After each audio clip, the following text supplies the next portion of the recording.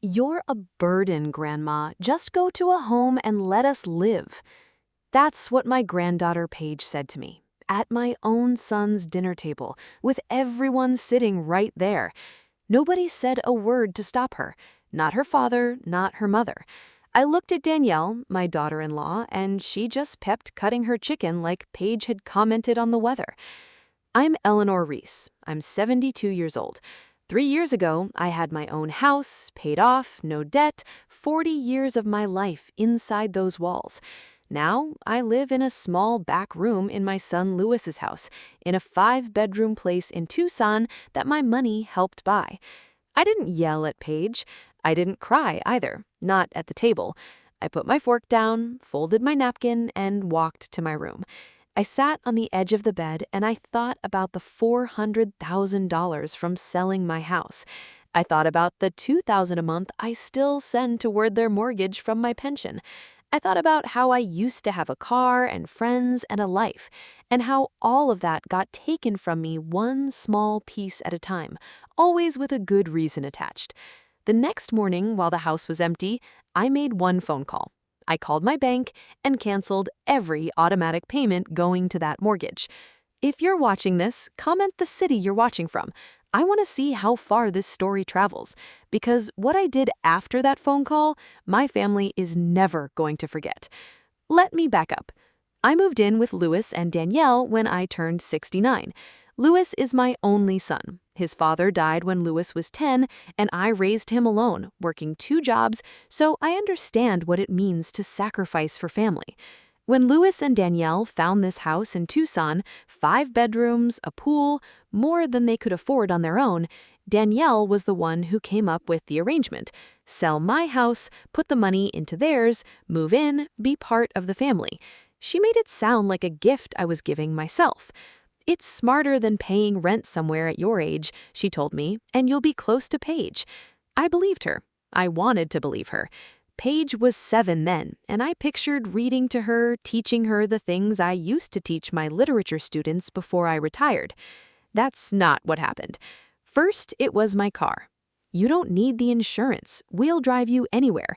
Except they never had time, and asking for a ride turned into a chore I learned to stop asking for. Then it was my furniture, my reading chair, my bookshelves, the things I'd had for 30 years. Gone, because they didn't match Danielle's decorating. What was left of my old life got put in a room at the far end of the hallway, the smallest bedroom in the house, the one Danielle liked to call the future media room. And every month, $2,000 of my money went straight into their mortgage. Danielle called it contributing to the family. I called it, eventually, being used. 6 months ago, I told them I wanted to use some of my savings for a trip with my old friend Patricia. Lewis said the market was too unstable, that I should hold on to my money. It sounded reasonable, until 2 weeks ago when I was sitting outside on the patio reading, and I heard Lewis and Danielle through the open window. "She's got at least $200,000 just sitting there," Danielle was saying. "We could use it for the down payment on the rental property. She doesn't need it." Lewis said, "She'll ask questions." She never asks questions. She trusts us. I sat very still. The book slipped out of my hands and hit the ground. They weren't planning to ask me for that money. They were planning to take it, quietly, the same way they'd taken everything else, piece by piece, until there was nothing of mine to notice was missing. I didn't say anything that day. I went inside, made dinner like always, set the table like always. I decided right there I wasn't going to react. I was going to plan. So 3 days after I heard that conversation, on a Tuesday morning while the house was empty, I picked up the phone and called my bank.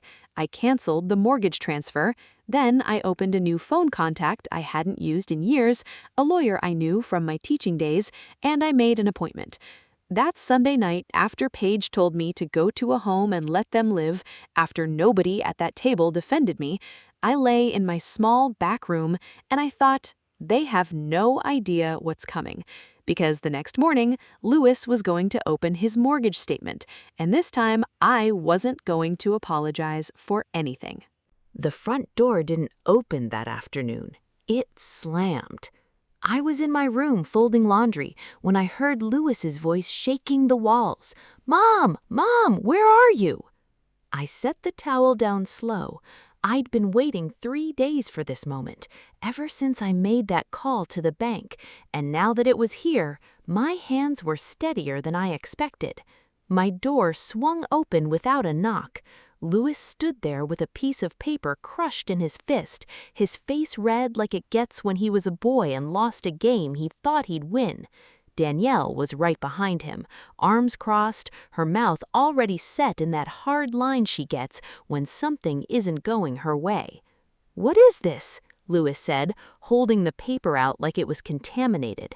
It was a letter from the mortgage company. Missed payment, late fees, a warning. "Looks like a letter from your mortgage company," I said. "Don't do that, Mom. Don't play games. The automatic transfer got canceled. Did you do this?" I could have lied. 3 years ago I would have. I would have said there must be a bank error. I would have offered to call and fix it. I would have done anything to keep the peace at that table. But I kept hearing Paige's voice from 2 nights before. "Just go to a home and let us live." "Yes," I said. I canceled it. Danielle made a sound like she'd been slapped. "Why would you do that, after everything we've done for you?" "Everything you've done for me," I repeated, and I felt something in my chest come loose, something that had been tight for 3 years. "Danielle, I sold my house. I gave you $370,000 for the down payment on this one. I've paid $2,000 a month for 3 years since. That's almost $450,000 of my money in this house." "That was the arrangement," Louis said, but his voice wasn't as sure as it used to be. "The arrangement was that it was temporary. Your words, Louis, just until you got settled and then we'd reassess. Do you remember saying that?" He looked at the floor. "I do," I said, "because I wrote it down. I have the email." Danielle stepped closer, and her voice dropped into that syrupy, patient tone she uses when she thinks I'm confused. "Eleanor, you're not thinking clearly. We gave you a home, a family, food on the table. You gave me the smallest room in the house, the one you keep calling the future media room. You gave me a seat at the end of the table where I can be easily ignored. And 2 nights ago, you let your daughter tell me to go to a nursing home in front of everyone, and neither of you said a single word in my defense." "She's 17, Louis said. "Kids say things." "She's 17 because I helped raise her too. And she didn't come up with that on her own, Louis. Children repeat what they hear." That landed. I watched it land. Louis's jaw tightened, and for a second I thought he might actually say something honest. Instead, he said, "If you're so unhappy here, you're free to leave. There's plenty of assisted living places, which I'd have to pay for," he added, like that settled the argument. "Which is what this has always been about, my money." "That's insane," Danielle snapped. "Is it? 2 weeks ago, I heard the 2 of you on the patio talking about my savings, about using $200,000 for a rental property, about how I wouldn't ask questions because I trust you." The room went very still. Danielle's face went pale, then hard again, like she was recalculating something behind her eyes. "You were eavesdropping," she said. "I was reading on my own patio, in the house I paid for." Louis ran a hand through his hair, the same gesture his father used to make, and for a moment it hurt to look at him. "Mom, look, if this is about what Cleo said, I'll make her apologize. But this," he shook the mortgage letter, "this is serious. We can't cover this house without your payment." "I'm aware," I said.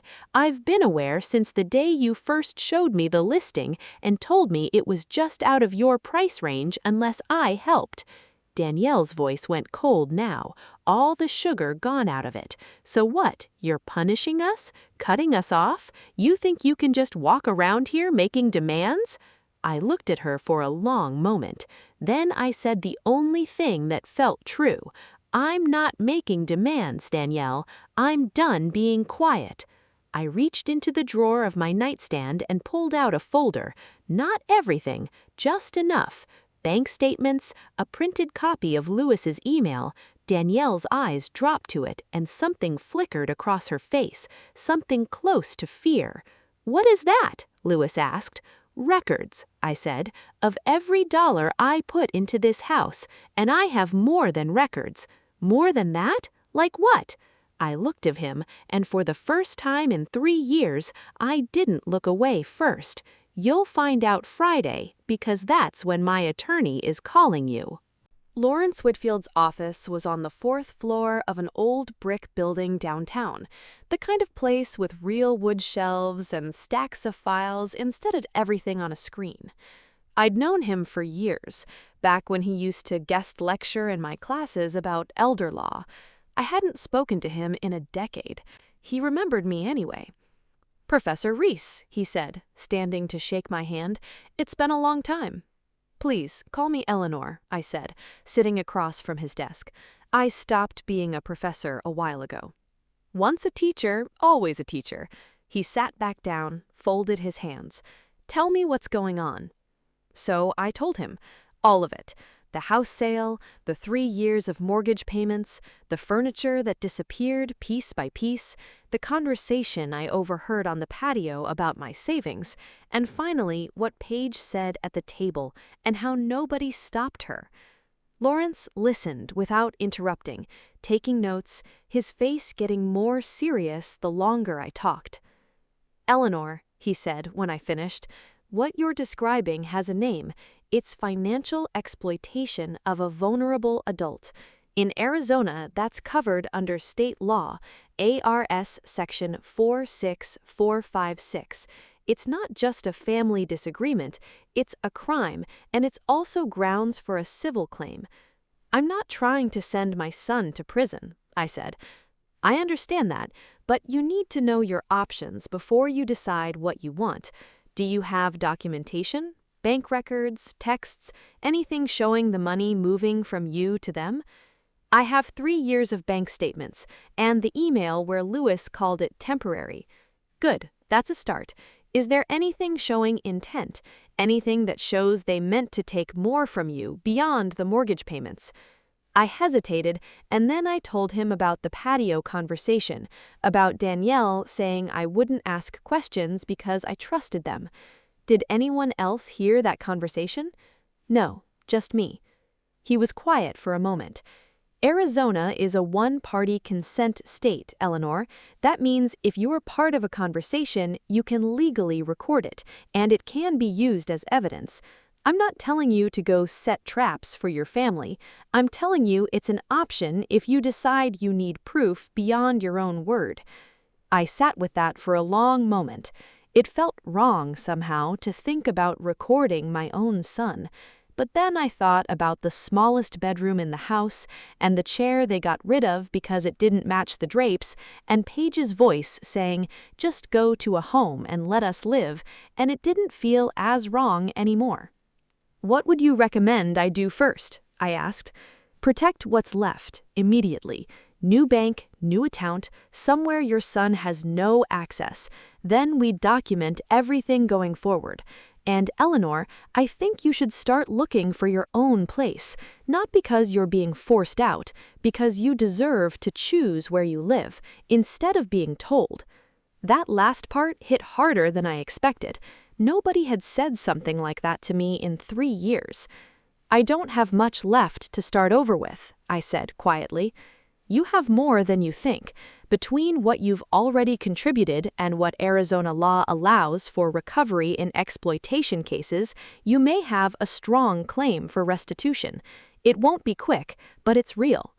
I left his office 2 hours later with a checklist in my hand: open new accounts, gather every statement I still had access to, start keeping a written log, and think seriously about whether I wanted to record any future conversations about money. I walked 3 blocks to a small cafe to clear my head before catching the bus home, and that's where I saw her. Paige, sitting alone at a corner table with a laptop open, a coffee going cold beside her, wearing a university sweatshirt I didn't recognize. She wasn't supposed to be anywhere near downtown on a school day. She looked up and saw me before I could decide whether to walk past. "Grandma," she said, and something in her voice wasn't the same voice from the dinner table. It was smaller. Can I sit with you for a second?" I stood there with Lawrence's folder tucked under my arm, my whole plan sitting inside it, and looked at the granddaughter who 2 nights ago told me to go to a home and let them live. "I have a bus to catch," I said. "Please, it's important. It's about Mom and Dad." I sat down. Paige closed her laptop, pushed the cold coffee aside, and folded her hands the way I used to teach my students to do before a hard question. For a second, she looked like a stranger to me. Not the girl who rolled her eyes at the wrong salad fork, not the girl who told me to go to a home. Someone else. "I skipped my last class," she said. "I needed to think, and I didn't want to be at the house." "Why aren't you at the house?" I asked. "Because I heard something." She looked down at the table. "2 nights ago, after you left the room, Mom and Dad kept talking after you went upstairs. I was on the stairs. I heard Mom say she wasn't worried about you leaving because you had nowhere else to go and no money to go anywhere with." I kept my face still, the way I'd trained myself to over 3 years, but inside, something cracked a little more. "And then," Paige said, "Dad said something about the rental property again, about how if you left, they'd lose your monthly payment, and they needed to figure out how to get access to the rest before that happened." "The rest?" I repeated. "Your savings."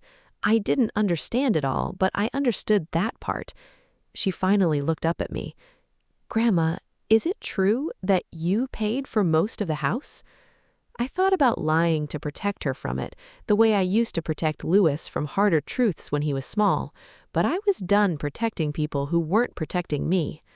"Yes," I said, "almost $450,000 between the house sale and 3 years of payments."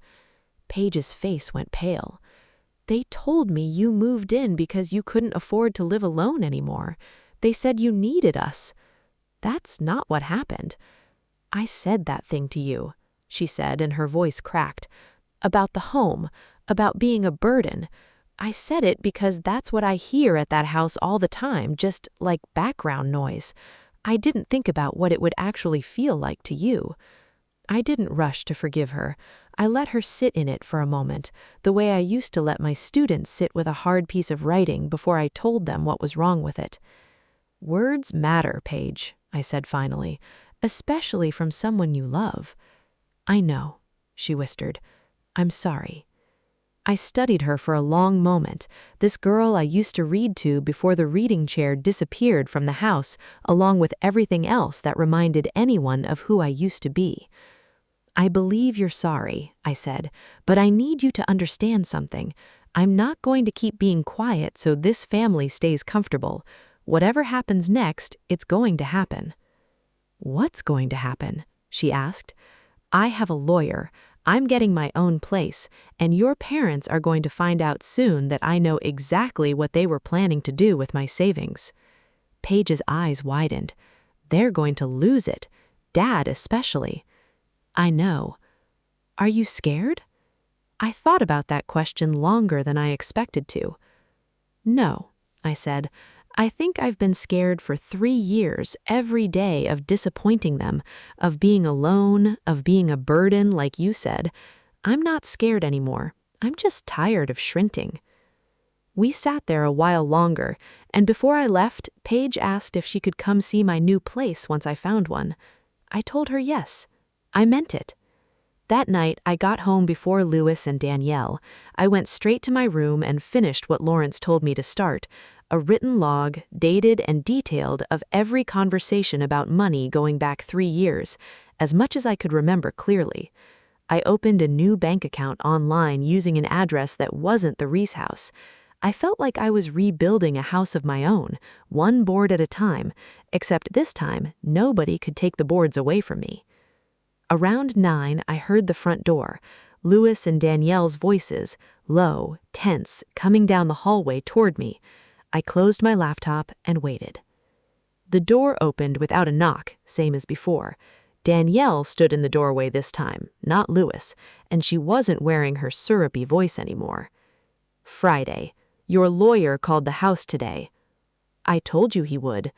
He's talking about $150,000, Eleanor. Restitution.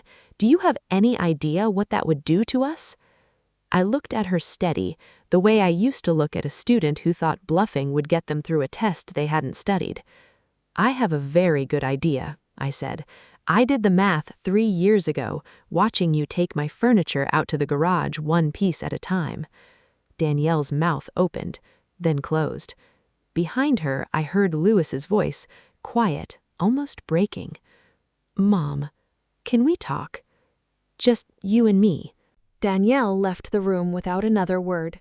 Louis stood in the doorway a moment longer, then stepped inside and shut the door behind him, the way he used to when he was a boy and had something to confess. "Can we sit?" he asked. I gestured to the small chair by the window, the only piece of furniture in that room that had actually been mine from the start. He sat, and for a long moment neither of us said anything. "I heard some of what you said to Danielle," he said finally. "The furniture, the garage." He rubbed his face with both hands. "I didn't think about it like that. I told myself it was just decorating." "I know you did," I said. "That's what worried me most. Not that you were cruel on purpose, that you stopped noticing." "Mom, I'm not going to sit here and pretend the money didn't help us. It did. We couldn't have bought this house without it." He looked at me, and for the first time in 3 years, I saw something like the boy I raised, not the man who'd learned to talk himself around hard truths. "But I let it become the only reason you were here. I let Danielle turn you into a line item, and I let Paige grow up hearing that." "You did," I said. There wasn't any comfort I could offer him in that sentence, and I didn't try to find one. "What do you want, Mom? Really, not what your lawyer wants. What do you want?" "I want my own place. I want to stop apologizing for existing in a house I helped pay for, and I want some of my money back because I earned every dollar of it over a lifetime, and I'm not going to spend what's left of mine funding a life I'm not welcome in." Louis nodded slowly. "The full amount would break us." "I know. I told my attorney I don't want to break you. I want what's fair. $120,000 and the return of my late husband's roll-top desk and my grandmother's china from the garage. $120,000 wired to my new account at a bank Louis and Danielle had never heard of. It took 2 months to settle. Lawrence handled most of it. A written agreement, notarized. The return of my late husband's roll-top desk and my grandmother's china from the garage. $120,000 wired to my new account at a bank Louis and Danielle had never heard of. I found a small apartment near the base of the Catalina foothills. 1 bedroom, a kitchen window that caught the morning light. Nothing like the house on Sycamore Lane they'd talked me out of 30 years of living in, but it was mine. Every chair, every book, every photograph on the wall chosen by me. Paige came to see it 3 weeks after I moved in. She stood in the doorway holding a small planted plant, looking nervous in a way I'd never seen her from before. "I didn't know what to bring," she said. "This is perfect," I told her, and meant it. She came back most Saturdays after that. Sometimes we talked about her classes. She'd started reading things I used to teach, actual conversations about actual books, not the kind of talk that happens over a dinner table where everyone's watching the clock. Sometimes she talked about her parents, carefully, like she was still working out how to feel about them. "Dad's different lately," she told me one Saturday, sitting at my kitchen table with tea going cold in front of her. "Quieter. Mom's still Mom, but he actually looks at me now when I talk. That's something," I said. "Do you forgive them?" I thought about that question for a long time before I answered, the way I used to think before I gave a student a grade that would matter to them. "I don't know yet," I said. "I forgive Louis for being weak. I understand it, even if it hurt me. Your mother is a different question. I'm still working on that one. What about me? I reached across the table and took her hand, the same hand that once dramatically rearranged my silverware, the same mouth that once told me to go to a home and let them live. You already have it, I said. You said something cruel because it was the only language you'd been taught. Then you found me a different one. That matters more than the first thing ever will. She smiled, small and real, nothing like the practiced smiles her mother taught her. That night, when she left, I sat on my own balcony with a cup of tea, looking out at the mountains going purple in the last light. 72 years old, and for the first time since I sold the house on Sycamore Lane, I felt like I was living in a place that was actually mine, not because of what I'd given up to be there, but because of what I'd finally learned to keep. I raised a boy alone for 18 years. I taught literature to hundreds of students who went on to build their own lives, and it took my own granddaughter's cruelty, spoken at a dinner table in front of a family that stayed silent, to teach me the one lesson I somehow never learned for myself. I was never a burden. I was just too quiet for too long about what I was owed.